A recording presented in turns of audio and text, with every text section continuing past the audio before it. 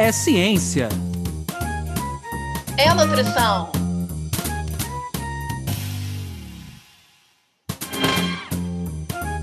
É nutrição. É ciência. Ciência Da nutrição. Sejam todos bem-vindos pela ciência. Sejam todos bem-vindos pela nutrição. Meu nome é Anderson Teodoro. E eu me chamo Luana Aquino.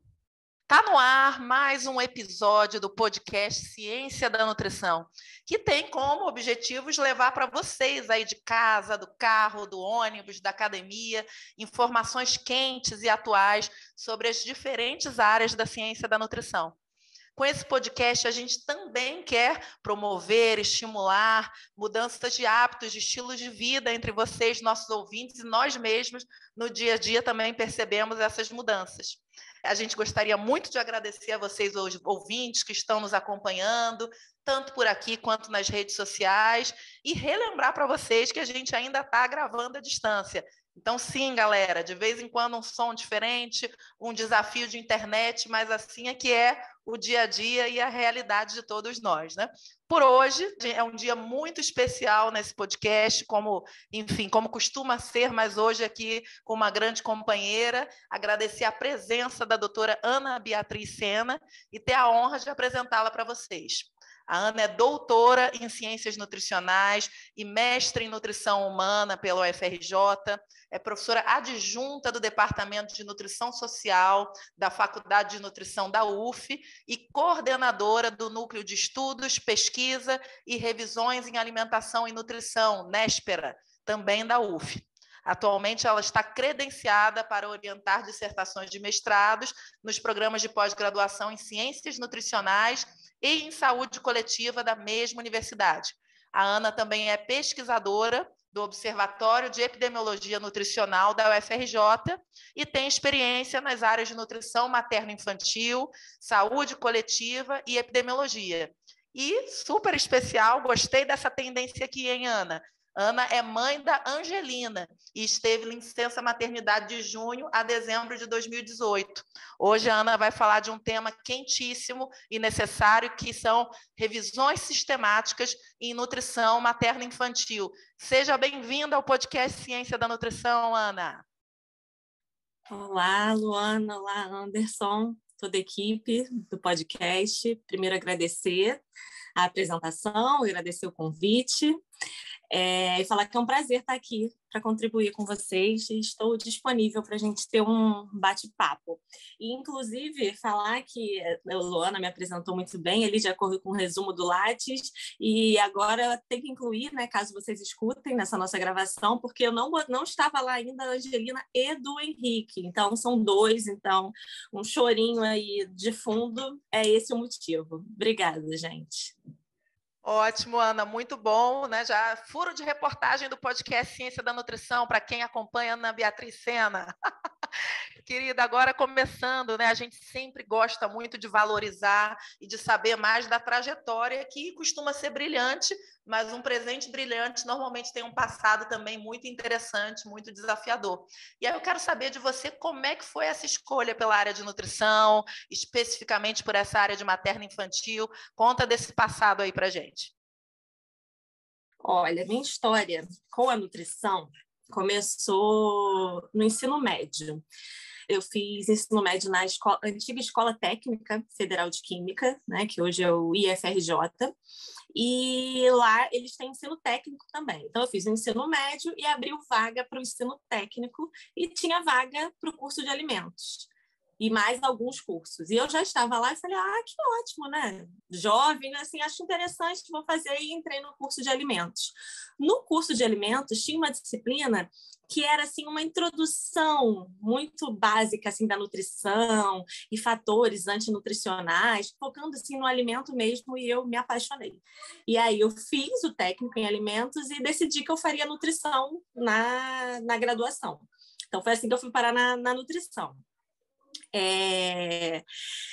E à medida que eu fui tendo as disciplinas, né, eu gostava muito de algumas disciplinas, ficava assim, meu Deus, e eu já sabia que eu queria ser professora, sabia que eu queria ir para a área acadêmica, inclusive eu era professora de inglês, né, desde acho que 17, 18 anos, então eu gostava de dar aula, mas fui com a intenção assim de fazer nutrição porque eu não queria viver de dar aula. Porém, assim que eu entrei na faculdade, eu já mudei total de ideia e falei, vou virar professora. E eu fui vendo as áreas que eu gostava e me apaixonei por nutrição materno-infantil. Foi a área que, assim, que eu mais gostei. E gostava muito de epidemiologia. E fui juntando, já comecei a fazer iniciação científica, de lá já engrenei no mestrado, doutorado, tudo pela FRJ. Pude participar de 2 projetos de pós-doutorado, mas na UFRJ também, e sempre nessa área de epidemiologia nutricional, principalmente no grupo materno-infantil, enquanto aluna, mais na parte de gestantes. E depois fiz um concurso, passei para a UF, e na UF eu dou a disciplina de epidemiologia aplicada à nutrição, já dei a disciplina de materno-infantil, dividindo com algumas professoras, colegas lá da UF, e hoje estou participando do ambulatório de gestantes de lá e faço algumas pesquisas na área de nutrição materno-infantil. E esse grupo, né, que a Luana falou o nome, surgiu quando eu fiz na época da pandemia, né? Ainda estamos em pandemia, né? Não estamos, estamos nesse processo de transição, mas surgiu um edital na UF e eu tive a ideia de, uma vez que os nossos projetos de campo estavam limitados, de investir mais em revisão sistemática. E aí eu fiz uma solicitação para esse edital, consegui uma verba e incluí questões mais específicas de revisão sistemática, como programas de gerenciamento de dados e tudo. E aí foi daí que surgiu esse nome desse grupo de pesquisa, né? Que é o que eu estou iniciando ainda, engatinhando com os meus alunos, que a gente tem também trabalho de campo, mas tem alguns projetos de revisão sistemática que estão sendo finalizados por agora. Então, a gente está agora começando a ter os resultados finais. História bacana, né, Luana? Ainda mais sabendo que tudo começa pela área de alimentos, né? Sem nenhuma provocação com você. Mas, enfim, entrando um pouquinho na temática, Ana Beatriz, do nosso podcast, eu queria que você trouxesse um pouquinho para quem nos ouve, quem nunca ouviu falar sobre isso, o que é uma revisão sistemática, né? E qual é a importância disso na área de nutrição materno-infantil? Anderson, antes de falar assim, o que é uma revisão sistemática, eu acho que eu posso dar um exemplo. Talvez alguns dos nossos ouvintes já tenham conhecido, principalmente quem já teve filho. Tem um livro que foi muito famoso, foi muito vendido, que o nome em inglês era Baby and Child Care, né? O cuidado de bebês e crianças, que foi de um médico muito conhecido, que é o Dr. Benjamin Spock.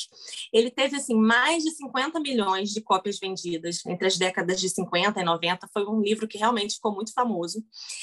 E nesse mesmo período, foram relatados mais de 100 mil casos de mortes tido como mal do berço, né? Que era aquela morte súbita do lactente. E foi assim, uma proporção. Esse mal começou a chamar a atenção, né, dos governos, de uma forma geral, e no início dos anos 90, os pesquisadores mostraram que o risco desse mal do berço era reduzido pela metade quando os bebês pequenos eram colocados para dormir de costas. E qual é a relação aí com esse livro? Esse livro, muito famoso, né? Aqui é claro que não dá para a gente garantir que foi única e exclusivamente, né, essa causa, mas ele tem uma frase, assim, que é até muito inocente do autor, que com certeza ele estava ali apenas expressando a opinião dele, né, e como profissional reconhecido. E a frase eu vou ler aqui para vocês. Era assim: acredito que seja preferível acostumar o bebê a dormir de barriga para baixo, caso ele seja solícito. Ele poderá mudar depois quando aprender a se virar. Então, assim, é uma frase simples, ele expressando a opinião dele muito claramente. Ele falou, acredito que seja preferível. E se a gente for juntar o sucesso de vendas desse livro, essa frase dele, e esses casos, né, de morte súbita, que seria esse mal do berço, a gente pode pensar assim, será que não tem a ver com essa recomendação que não foi feita com um propósito ruim, ele só, né, tentou assim, olha, acredito, acho melhor. Né? Às vezes a gente vai num médico e pergunta assim, mas o que você acha? Eu posso ir fazer essa atividade física ou a outra atividade física?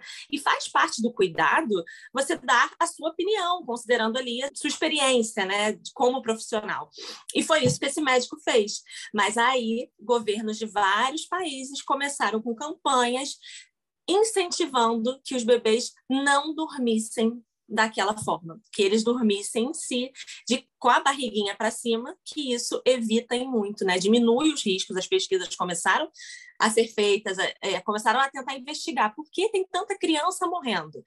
E foi se identificado que aquelas crianças que estavam morrendo, uma grande parte delas eram aquelas que estavam dormindo de barriga para baixo, ou seja, elas não conseguiam, de fato, se virar quando algo acontecia. E aí elas acabavam, né, no momento sem supervisão, vindo a óbito. Por que eu dei esse exemplo? Para ficar claro que, assim, até para os nossos ouvintes leigos, que é importante que todas as recomendações médicas, científicas, de uma forma geral, né, pensando aqui na área da nutrição, inclusive, sejam dadas mediante evidência científica. O que é evidência científica? É quando uma informação ela já foi testada, retestada, e os estudos feitos comprovam que isso, de fato, acontece. O Dr. Spock, ele fez um comentário: é preferível, acho que é melhor dormir de barriga para baixo. Mas não era um comentário baseado em evidência científica. E olha, infelizmente, o dano que causou. Não quer dizer que a opinião do profissional não seja válida. Inclusive, né, na área da saúde, a gente usa um termo que é a prática clínica baseada em evidência, né? Já falei o que é evidência, então a prática clínica baseada em evidência. E no processo de prática clínica baseada em evidência, tem uma etapa que considera realmente o que o indivíduo, né, o paciente, o usuário, quando é o sistema de serviços de saúde público, o que ele relata e também qual é a opinião, a visão do médico sobre aquele caso. Mas a gente sempre vai priorizar avaliar o que se tem disponível na literatura, o que é sabido sobre essas relações. Então, na época de Covid, né, quando começou, que ninguém sabia nada de Covid, então começaram a ser levantadas hipóteses. Será que realmente, então, as pessoas que têm doença crônica têm um prognóstico, né, uma evolução da doença pior? E estudos começaram a ser feitos para se testar de fato se o que os profissionais começaram a observar, né? Mas eu, como profissional, eu estou observando ali, por exemplo, se eu trabalho no formato de plantão, quem chega no meu plantão, eu não tenho uma visão geral de todos os casos. E é para isso que serve o método científico e porque as pesquisas são feitas, para se avaliar de fato se essas observações individuais, elas acontecem quando a gente considera grandes grupos, uma amostra grande de pessoas. Então, aí volta, né, depois de ter dado essa volta com esse exemplo, volta a questão que o Anderson falou, que seria, né, uma revisão sistemática, né, de literatura. Uma revisão sistemática é um tipo de estudo onde diversos estudos são sintetizados de uma forma sistemática. O que é sistemático? Que segue um sistema, uma ordem muito clara. E por que é importante isso? Eu faço, né, uma provocação para vocês que estão ouvindo. Coloquem assim, um tema do interesse de vocês. Vamos pensar aqui na nutrição. Leite, né, que é um tema polêmico, né? Então, tem um grupo de pessoas que amam leite, tem outros que detestam e falam que tem muitos prejuízos. Se vocês botarem no Google, leite faz bem à saúde, vocês vão encontrar diversos sites mostrando que o leite faz bem à saúde e dando vários exemplos. Mas se a gente vai no Google e coloca leite faz mal à saúde, vocês também vão encontrar diversos resultados, mandando para diversos links e blogs e sites de notícias dizendo que o leite faz mal. Então, assim, a forma que a gente faz a pergunta, ela interfere no resultado. E isso acontece, né? Porque aí quem é um pouco mais da área acadêmica pode falar, não, mas é porque o Google não é uma boa fonte de busca de dados científicos. Ok, mas até se a gente usa no Google acadêmico, a gente mesmo assim consegue artigos indo para um lado ou para o outro. Então, o objetivo de uma revisão sistemática é que a gente deixe claro qual é a nossa pergunta de pesquisa e a gente consiga relatar e seguir esse protocolo, de fato, né, que não é só relatar, é de fato fazer esse protocolo que garanta que todos os artigos que tratam desse tema específico vão ser analisados, sumarizados, e aí os pesquisadores tentam chegar numa conclusão sobre que aspectos estão faltando, que aspectos de fato têm que ser mais investigados, o que já está estabelecido sobre uma relação. Então, assim, ser sedentário aumenta o risco de obesidade. Isso já está estabelecido, né? Mas diversos temas, né, que vão aparecendo aí, que vão surgindo na internet, eles não estão totalmente explorados. E essa é a importância de você explorar esses temas seguindo uma metodologia sistematizada, que é o que ocorre nas revisões sistemáticas de literatura. Então, quando eu faço uma revisão sistemática, eu estou ali garantindo que eu não estou direcionando, né? Um termo mais técnico seria enviesando, mas um termo mais simples, que eu não estou direcionando os resultados que eu estou incluindo na minha análise de dados, igual eu poderia fazer se eu colocasse apenas uma frase como leite faz bem à saúde ou leite faz mal à saúde no Google. Então, eu deixo o tema amplo e eu garanto que tanto os resultados de estudos que concordam com a minha hipótese, né, que é o que eu acho inicialmente que eu vou encontrar, e mesmo os artigos que discordam dessa minha hipótese, eu garanto que eu vou ter acesso a todos eles, e aí sim eu vou poder fazer uma análise crítica. Perfeito, Ana. Realmente ótimo você dar esses exemplos, fazer, enfim, esses links, né? Muitas fichas caindo, né, para a nossa equipe, para os nossos ouvintes, certamente também. E agora eu quero saber dela, Camila, que inclusive está começando a trabalhar com revisão sistemática. Camila, sou dessas, falo logo para os ouvintes. Quero saber o que você está achando do episódio de hoje, se você tem dicas, documentos, extras para dividir com os nossos ouvintes sobre o tema. Olá, Luana, olá, Anderson e olá, ouvintes do podcast Ciência da Nutrição. Esse episódio deixa claro a importância das revisões sistemáticas, pois estas, comumente, produzem a melhor evidência disponível para avaliar a efetividade, a eficácia e a segurança de diferentes tecnologias, sendo utilizadas para dar suporte às tomadas de decisões clínicas do profissional da ponta e ainda nas decisões de políticas públicas na saúde. Por isso, deixo como dica, de curiosidade para quem ainda não conhece, um documento, diretriz, elaborado pelo Ministério da Saúde, que fala exatamente sobre a elaboração de revisão sistemática. Diretrizes metodológicas, elaboração de revisão sistemática e meta-análise de ensaios clínicos randomizados. Este documento detalha de forma pragmática os processos que compõem uma revisão sistemática e atualiza as ferramentas necessárias para sua elaboração, servindo como um guia prático para os autores de revisão sistemática. Até mesmo eu, que estou inserida nessa área atualmente. Para conferir, basta acessar o nosso site www.cienciadanutrição.com.br, tudo junto e sem acento, e assim você confere dicas desse episódio e de episódios anteriores. Não deixe de conferir. Obrigada, Camila. Bem, Ana, continuando aqui a nossa troca, né? Queria ver contigo se, né, ao longo da pandemia continuou esse aqui ou deu uma mudada, né? Porque o que eu tenho aqui da minha apuração, né, é que, enfim, o foco das revisões lá do teu grupo, atualmente na área materno-infantil, estavam voltados para essa questão da microbiota infantil, né, para menores de 5 anos, e suplementação de ferro, que, assim, achei fantástico, como professora que já fui da área de políticas e saúde pública, né, sempre fico me perguntando, né, desse impacto, né, e aí foi ótimo você falar dessa questão do nível de evidência científica, que eu queria juntar figurinhas aqui com a colega da Epidêmio, né? Às vezes é raro a gente receber aqui no podcast, então hoje é dia de festa, entendeu, Anderson? A professora Ana começou com alimentos, mas olha para onde ela veio, para a Epidêmio Nutricional, né? Mas, enfim, a gente brinca, mas a gente é mais fã da área do outro do que se imagina, né?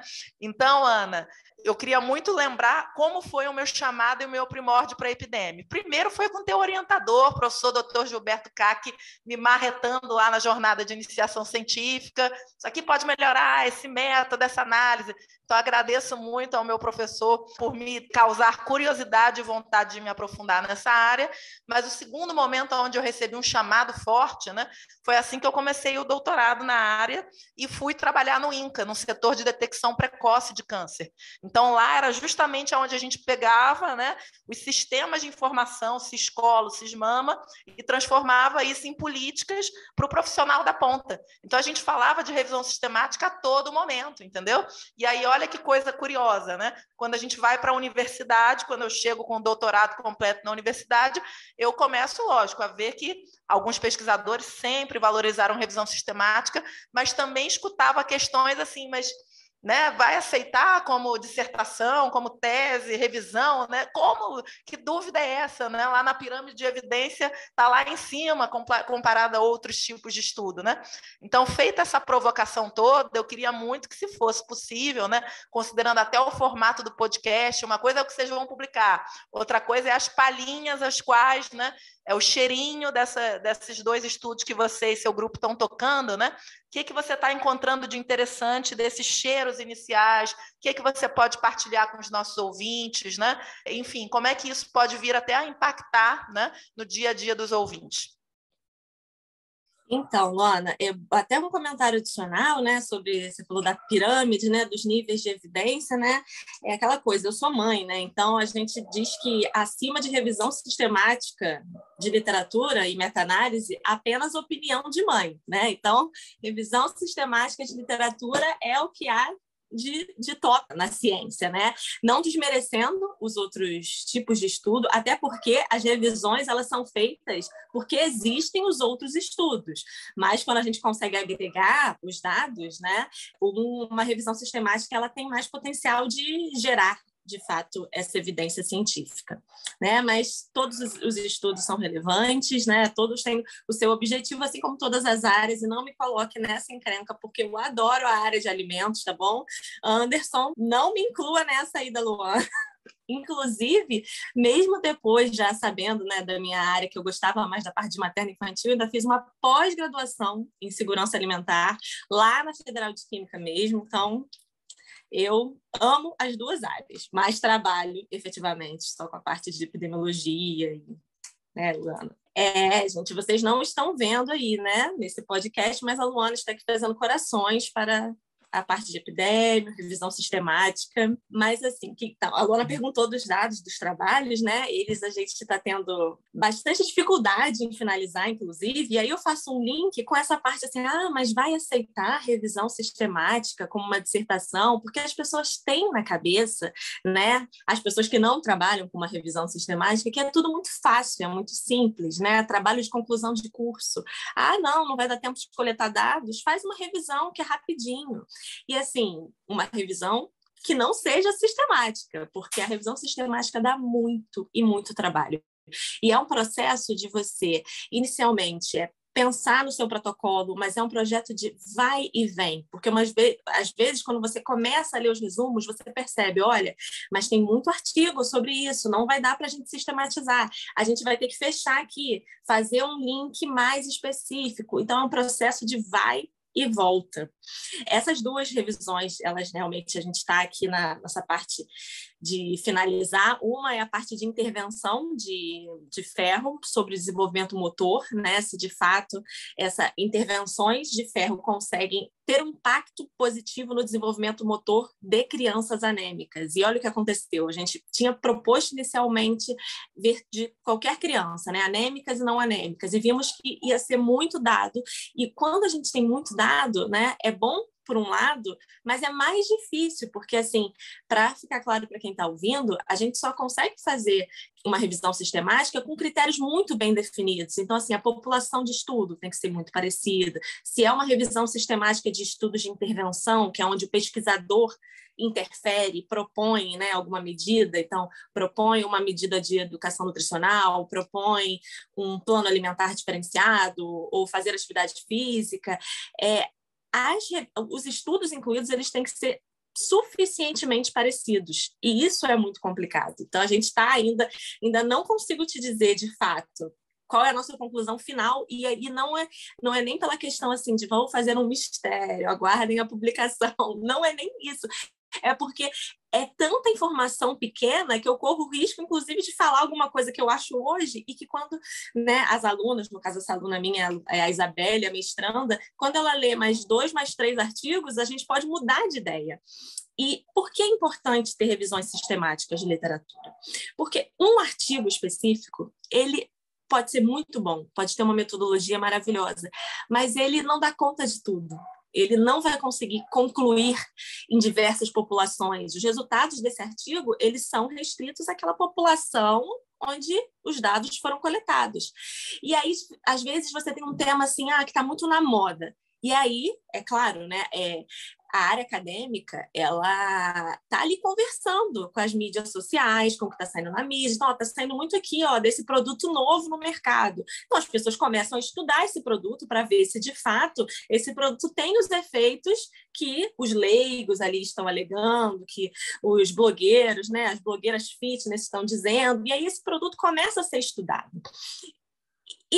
Um resultado aqui que diz que é positivo. Tem 2 que dizem que é positivo, 3 que dizem que não tem associação, só que esses artigos ali soltos, eles não dizem muita coisa.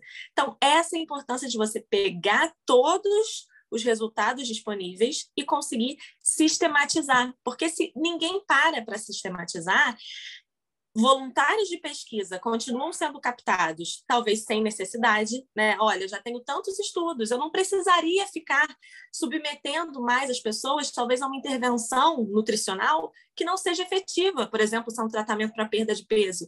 Se eu já tenho estudo suficiente que me diz que ela não é efetiva, eu só preciso sumarizar esses dados desses estudos. E uma coisa assim que eu sempre digo em todas as aulas que eu dou falando de revisão sistemática, é uma frase, se eu não me engano, acho que eu não tenho aqui, acho que é do Carl Sagan, que talvez não sejam essas palavras exatas, mas ela resume o seguinte: a ausência de evidência não é evidência de ausência. Essa frase também é muito utilizada quando a gente fala de religião, de existência de Deus, mas eu uso ela adaptada às minhas aulas de epidemiologia e de revisão sistemática e meta-análise. E eu falo, a ausência de evidência não é a mesma, não quer dizer evidência de ausência de associação. Por quê? Porque tem muito profissional que não está nem aí para prática baseada em evidência. Eu consumi esse suplemento aqui, funcionou em mim, então eu assumo como uma verdade universal e digo que ele é maravilhoso para todo mundo, sem saber de fato, sem buscar os dados disponíveis.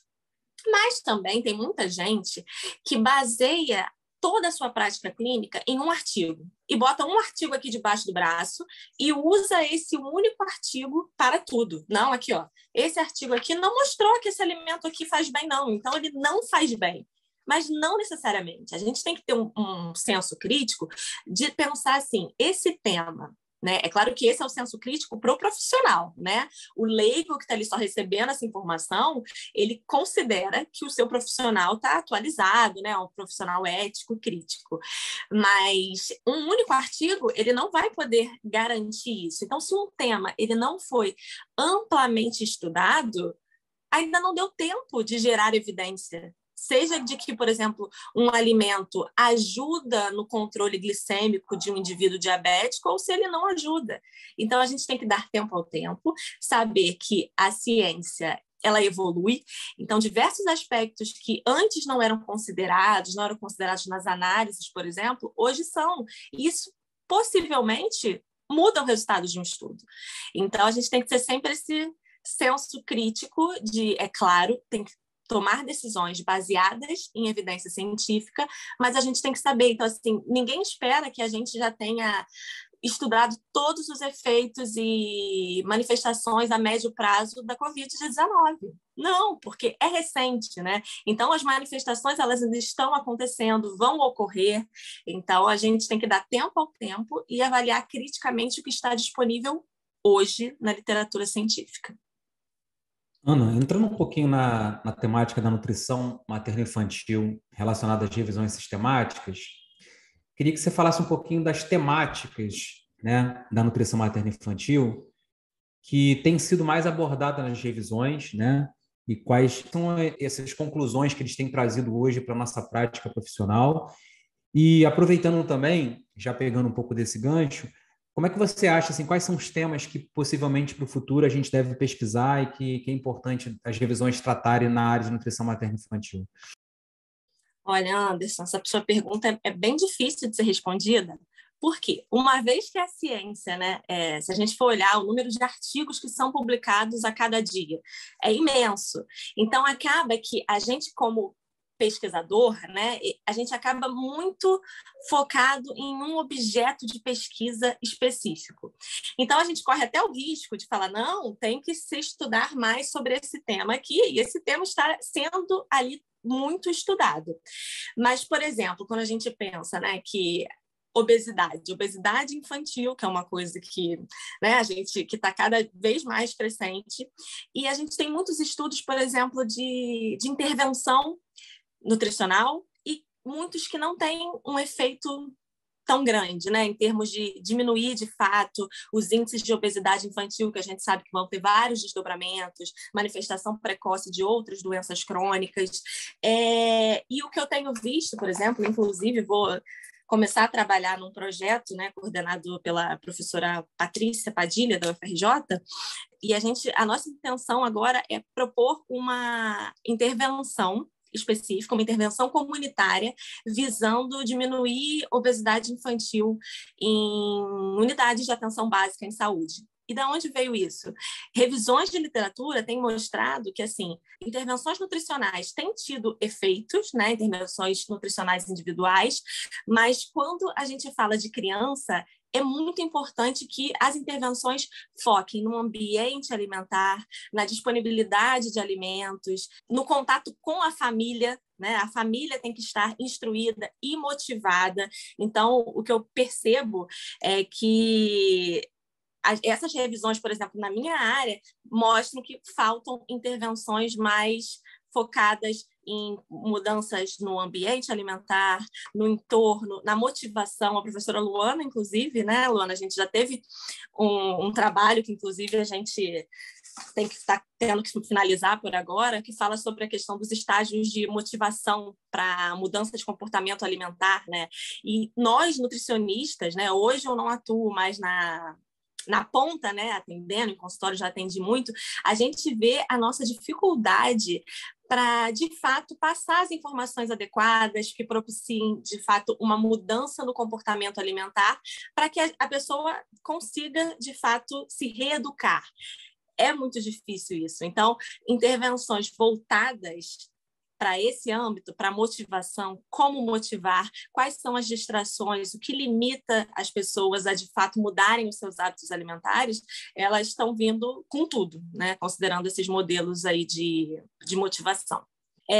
Por exemplo, a questão das suplementações, né? Suplementações de rotina, então tem sido muito estudado e se o quanto é necessário, qual é a dosagem de fato necessária. A gente tem, né, os programas de suplementação. Então, na minha área, eu consigo te dizer, nessa área de intervenção, que é o que a gente está pensando em investir mais e pensando por quê? Considerando os resultados de revisões sistemáticas de literatura, que um pesquisador, né, vários no caso, já tiveram todo esse trabalho de pegar todos os artigos disponíveis naquela temática, considerando aqueles critérios, é claro, né, do tipo de estudo, e viram que, olha, está faltando alguma coisa nas intervenções habitualmente propostas. E aí a gente desenvolve novos estudos. E é claro que muitas vezes a gente fica pensando, né, naquela frase padrão de conclusão de artigo, que é novos estudos precisam ser realizados. É uma frase clichê e não é uma frase, né, bem vista se ela for solta no final de um artigo, no final de uma revisão. Mas se você, como pesquisador, consegue chegar a uma conclusão de que novos estudos são necessários, mas qual é a forma? O que esses estudos têm que abordar? Onde que está faltando? O que os estudos deixaram de avaliar? Isso é uma contribuição enorme para a ciência. Você dizer que novos estudos precisam ser feitos, mas focando, por exemplo, nessa faixa etária que não é estudada. Focando nessas condições aqui que não têm sido consideradas nas análises de dados dos estudos que já estão sendo incluídos na revisão de literatura. Então, assim, acaba que... É claro que é ótimo você terminar uma revisão de literatura e poder falar assim, existe evidência, isso, né? Ainda mais quando são revisões de literatura com meta-análise, que é um processo estatístico que você faz com aqueles dados, né? Como se você juntasse as amostras de todos os estudos e fizesse uma nova análise estatística, ou seja, mais rebuscada ainda, te dá mais uma evidência melhor, né? Porque você tem a parte estatística ali associada. É muito bom você poder ter essa conclusão. Mas, na prática, como a ciência está ali sempre em evolução, as revisões elas tendem a concluir parcialmente e indicar, né, aqueles gaps na literatura, onde a gente ainda precisa investir. Ana, perfeito, né? E assim, acho que você deixou e vem deixando contribuições tão interessantes, né? E a temática ela é específica e ela está rendendo um papo delicioso, né? Mas assim como você deixou indicações muito interessantes para os ouvintes, de frase, de história, né? Quando eu trouxe aquele exemplo do livro que motivou algumas questões, né? Para exemplo de materno-infantil, revisão sistemática, eu estou super curiosa, querendo saber, né? O que você escolheu de imagem que te trouxesse alguma reflexão sobre o tema, sobre a área de nutrição. Nossos ouvintes têm acesso a essas imagens escolhidas no site do podcast, mas divide com a gente aí a escolha da imagem e fale um pouco mais sobre isso aí pra gente. Então, Luana, eu tive muita dificuldade de escolher uma imagem, né? Porque a ciência, né, a área da nutrição é ampla, são diversas coisas acontecendo ao mesmo tempo. A gente tem que estar sempre se atualizando. Então, quem trabalha com revisão sistemática de literatura sabe muito bem isso, porque trabalha justamente com esse excesso de informação. Então, a gente tenta pegar o excesso e sumarizar para que fique um pouco mais fácil para quem está ali na ponta, né? Então, as revisões sistemáticas, elas são uma forma de facilitar a atuação de quem está ali na ponta, atendendo um paciente. Então, uma questão que eu gosto até muito de comentar, assim, com alunos da aula em pós-graduação lato sensu, né, mais para atuação, sem ser da área acadêmica. Olha, você não precisa e nem tem como estar atualizado sobre todos os temas da nutrição. Isso é impossível, assim, não adianta achar que a gente vai conseguir, que não vai estar. Mas o que você precisa é estar totalmente atualizado, principalmente sobre as suas principais condutas. Então, assim, se você costuma trabalhar com esse tipo de dieta aqui, então, esteja atualizado sobre esse tema, né? Hoje, por exemplo, o PubMed, as bases de busca de artigos, elas têm, inclusive, a opção de você botar um tema de pesquisa ali e receber por e-mail o que vai saindo sobre aquele tema. Então, quando chega algo daquele tema, você fica mais atualizado, né? Você pode escolher só revisões. Então, quando sai uma revisão nova, porque o profissional tem muita coisa ali, e essa, de fato, é a função do pesquisador. É o pesquisador que tem aquele tempo de sentar e sistematizar. O profissional da ponta, ele precisa ter acesso a essas evidências. E aí eu escolhi uma imagem, né, depois de muito pensar e não conseguir achar uma imagem que eu achasse que fosse mais adequada, de uma menininha muito linda, muito fofa. Agora eu estou pensando aqui que devia ter uma menininha e um menino para representar minhas crianças, numa biblioteca imensa. Então, assim, somos nós, os pesquisadores ali, em busca das informações. Então, assim, é um mundo de informações. E aí a gente tem que ter a capacidade de minimamente diferenciar, né? O que é adequado, o que tem uma metodologia adequada ou não. E aí eu mesmo pensei quando escolhi a imagem, mas uma biblioteca, hoje em dia é tudo online, né? Mas aí lá no final da imagem vocês podem reparar que tem um computador. Então, assim, essa minha menininha, que seria uma pesquisadora da nutrição, ela está ali nas bases científicas, né? Na fisiologia, que é claro que também muitas coisas novas são descobertas e aprendidas, né? Mas quando a gente pensa assim, o processo fisiológico em si, ele é né? Ele não vai mudar.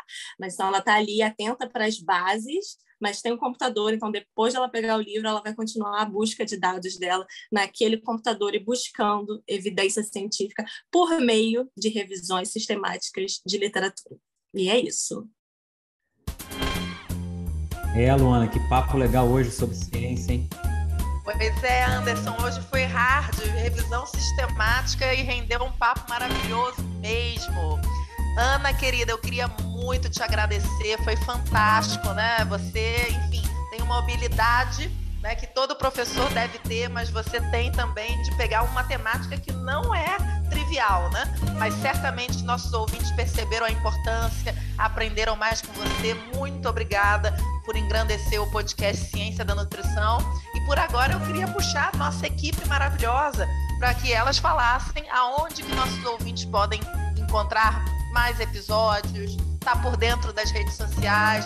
Já vou jogar aqui um lance antes de passar a palavra para o Anderson. Ana falou que foi difícil escolher a imagem, mas a explicação dela foi brilhante. Mas quem sabe eu não consigo convencer aí o boss de, além de imagem, a gente colocar, quem sabe, indicação de músicas, de frases. Depois eu quero saber dos ouvintes se eu estou pelo caminho certo, né? Já dei uma piscada aqui pro boss, vamos ver o que essa equipe decide, minha gente. Olá pessoal, aqui é a Bianca. Estou passando para avisar que as nossas redes sociais estão a literalmente um clique de você. Para nos encontrar no Facebook e Instagram, basta pesquisar por @podcast Ciência da Nutrição.